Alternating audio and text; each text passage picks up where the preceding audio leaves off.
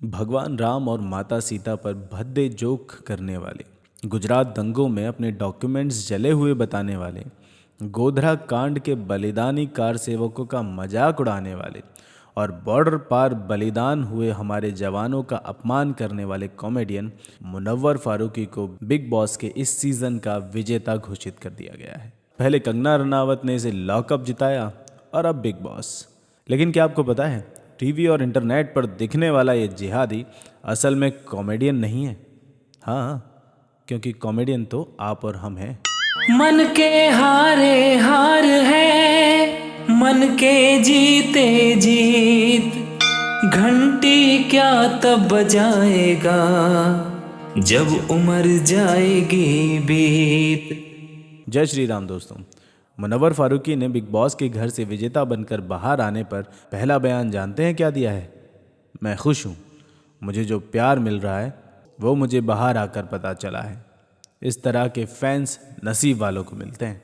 ये बात तो ठीक है, इस तरह के फैंस तो नसीब वालों को मिलते हैं। देखिए ज़रा मुंबई के डोंगरी का नज़ारा, जहाँ का फारूकी रहने वाला है। नहीं रे वो कोई अभी रील डालेंगे ना उन लोग।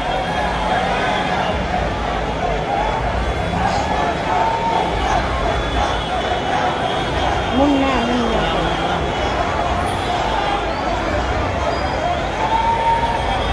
ये कोई है, कोई लेडीज की जगह कोई है, ये मनोहर का भाई होगा, उनको भी है ये। इस सीज़न में रनर अप रहा अभिषेक कुमार। कुछ लोग कह रहे हैं कि मैच फिक्स था, कुछ का कहना है कि सैलमोन चचा ने मजहब को प्रतिभा से आगे रखा, कुछ तो इससे भी आगे जा रहे हैं और कह रहे हैं कि मुनव्वर को उनके वालों ने एक मुश्त वोट दिया और हिंदू का वोट अभिषेक और बाकी हिंदुओं में बंट गया। कितने भोले हैं कुछ लोग, अभी भी सोचते हैं कि ये सब वोट की गिनती के आधार पर होता है। जिसको ज़्यादा वोट मिलते हैं उसे विजेता घोषित किया जाता है। कुछ लोग और भी भोले हैं जो सोचते हैं कि बिग बॉस जैसे घटिया और वाहियात शो में वोट करके विजेता बनाकर हमें अपनी एकता का परिचय देना चाहिए। वो नहीं जानते कि इस प्रकार के निर्णय क्रिएटिव टीम के द्वारा लिए जाते हैं, बहुत सारे फैक्टर्स को ध्यान में रखकर। आपके इस निर्णय से कितने लोग आपसे जुड़ेंगे, ब्रांड एंडोर्समेंट्स कितने आएंगे, इंडस्ट्री में आपकी साख बढ़ेगी या घटेगी, ये सब फैक्टर्स होते हैं जिनको देखकर निर्णय लिया जाता है।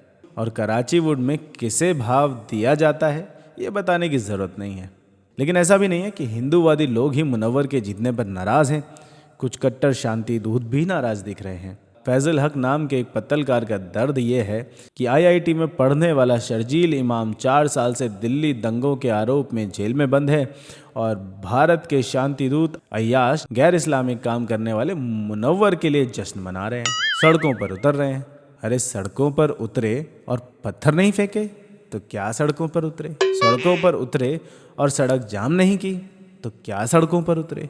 वैसे आपको बता दें कि मुंबई का डोंगरी, जहां मुनव्वर रहता है और जहां से मुनव्वर के लिए जुलूस में जन सैलाब के चित्र आपने अभी देखे, ये वही इलाका है जहां दाऊद इब्राहिम और याकूब मेमन जैसे आतंकी रहा करते थे। मुंबई का शांति प्रिय इलाका, if you know what I mean. अच्छा, कुछ लोग सैलमोन चचा को लपेटने में लगे हैं। कह रहे हैं कि उसने अभिषेक कुमार को ना जिताकर उसकी जगह मुनव्वर को जिताकर औकात दिखा दी है। भाई, उसने और उसके जैसे असंख्य लोगों ने तो पहले ही अपनी औकात दिखा दी है कि मज़हब पहले देश बाद में। लेकिन तुम ये बताओ, भगवान राम और सीता पर अश्लील टिप्पणियां करने वाले जिस मुनव्वर को हिंदू समाज पूरी तरह से बहिष्कृत कर चुका था, जिसके शोज़ इंदौर से लेके मुंबई में हिंदू विरोध के चलते कैंसिल करवाए जा चुके थे, जिसके ऊपर इंदौर में हिंदू संगठनों ने एफआईआर तक दर्ज करवाई हुई थी, जिसको कोई लाइव शो देने के लिए तैयार नहीं था, उसे लॉकअप शो में आमंत्रित करके और अंततः उसे जिताकर स्टार किसने बनाया? 2 कथित हिंदुओं, पद्मश्री कंगना रनावत और पद्मश्री एकता कपूर ने। इनमें से कंगना तो कथित रूप से राष्ट्रवादी भी है। क्या उसे नहीं पता था कि ये जिहादी मानसिकता वाला कॉमेडियन है? कॉमेडी के बहाने हमारे भगवान और हमारे सैनिकों का अपमान करता है। क्या उसे नहीं पता था कि वो शो जीतने के बाद उसकी स्वीकार्यता और उसका दुस्साहस दोनों बढ़ जाएंगे? क्या उसे नहीं पता था कि ये कल को अंजलि अरोरा और अंकिता लोखंडे जैसी निब्बियों को लव जिहाद के चंगुल में फंसाने की कोशिश करेगा और लाखों करोड़ों लड़कियों को लव जिहाद अपनाने के लिए प्रेरित करेगा? लेकिन फिर भी कंगना ने ऐसा किया, तो सलमान ने बिग बॉस में किया तो क्या ही गलत किया? आजकल मुनव्वर हिंदू भगवानों के विपरीत कुछ नहीं कहता, क्योंकि वो जानता है कि इतनी ताकत होने के बावजूद यदि हिंदू समाज ने फिर से बॉयकॉट करने का मन बना लिया तो फिर उसे कोई पद्मश्री नहीं बचा पाएगा। लेकिन लॉकअप और बिग बॉस जैसे शोज में लव जिहाद तो वो अब भी फैला ही रहा है, बस खुलेआम नहीं, छद्म रूप से। हालांकि ये सच है कि मुनव्वर के डोंगरी रोड शो में अधिकतर टोपी वाले ही बिना टोपी लगाए शामिल हुए थे, लेकिन जो निब्बा निब्बी अभी भी ऐसे लोगों के चंगुल में हैं, उन्हें नशा मुक्ति केंद्र भेजने की बहुत आवश्यकता है।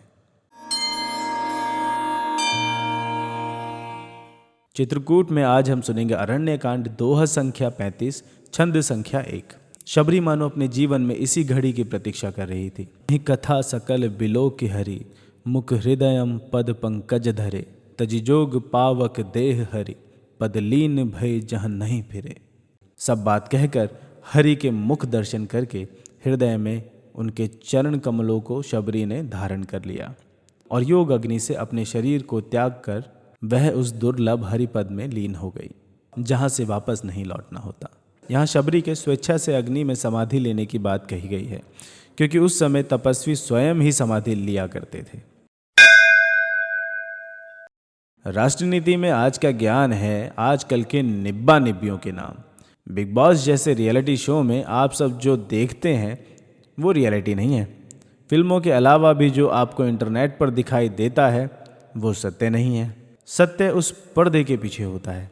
अब देखिए शिल्पा शेट्टी का ये गंभीरता से दिया गया गणतंत्र दिवस संदेश वास्तविकता में कुछ ऐसा दिखता है। क्या बोलूं? रिपब्लिक डे को हिंदी में क्या बोलते हैं? गणतंत्र दिवस, हाँ? प्रजासत्ताक दिन, क्या? गणतंत्र दिवस।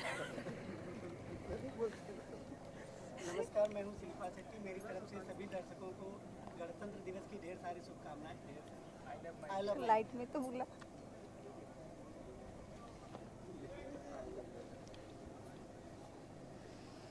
ओके, रेडी तारा? छोड़ मेरे पालो। हाँ।